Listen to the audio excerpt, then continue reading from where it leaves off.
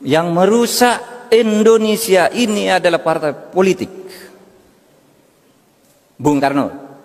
Yang merusak Indonesia ini adalah maklumat wakil presiden 3 November tahun 45 yang menyuruh membentuk partai politik sehingga negara kacau kayak gini. Oleh sebab itu kemudian presiden mengeluarkan dekret presiden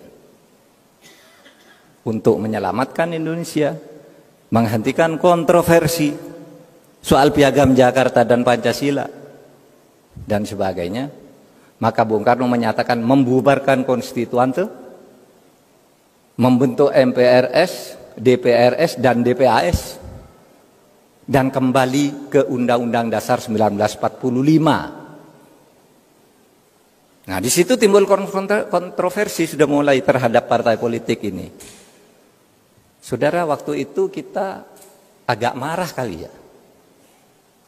Waktu membaca sejarah itu, kok begitu ya Bung Karno ini. Partai politik hasil pemilu dibubarkan. Yang berhak memberlakukan undang-undang dasar bukan presiden, itu seharusnya konstituante. Lalu ditulis di sejarah ketatanegaraan kita, Bung Karno melanggar konstitusi. Sehingga dijatuhkan pada tahun 66. Tapi saudara, kalau saudara lihat kehidupan partai politik sekarang ini, rasanya Bung Karno benar. Partai politik suka ngaco itu. Ya kan itu yang dilakukan oleh Bung Karno.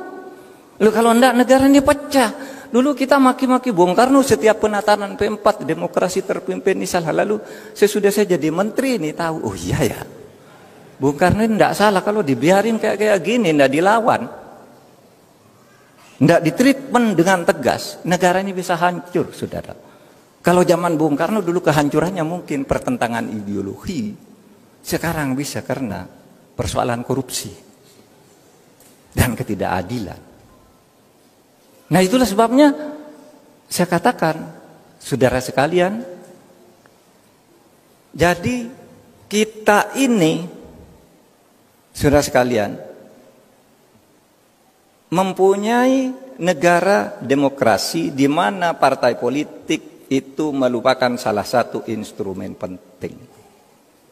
Itulah sebabnya zaman Pak Harto itu partai politik yang zaman Bung Karno yang ikut banyak sekali sampai perorangan ikut ini ikut. Zaman Pak Harto dijadikan 10 aja yang boleh ikut. Pemilu pertama tahun 71, saudara yang sudah ada di tahun 71 ingat ada 10 partai politik. Tapi tahun 73 oleh Pak Harto disederhanakan, 3 aja biar enggak ribut-ribut. Ternyata lalu kemudian 3 partai ini dikooptasi oleh kekuatan politik Orde Baru, sehingga di situ terjadi KKN, korupsi, kolusi, dan nepotisme yang akumulatif. Apa akhirnya? Pak Harto dijatuhkan juga, tidak ikut ketentuan Undang-Undang Dasar. Demokrasi zaman Pak Harto itu demokrasi formal berjalan, setiap 5 tahun ada pemilu. Pemilunya ya direkayasa, tidak pakai survei, saudara, udah pemenangnya udah tahu. Ya. Kalau sekarang ini kan asik nih, asik saudara, jangan salahkan situasi sekarang ini survei. Besok yang akan menang Anies, besok yang akan menang Ganjar, besok yang akan menang Prabowo. Tidak apa-apa. Survei dulu tidak boleh. Besok yang akan menang harus Pak Harto, harus Golkar kalau dulu.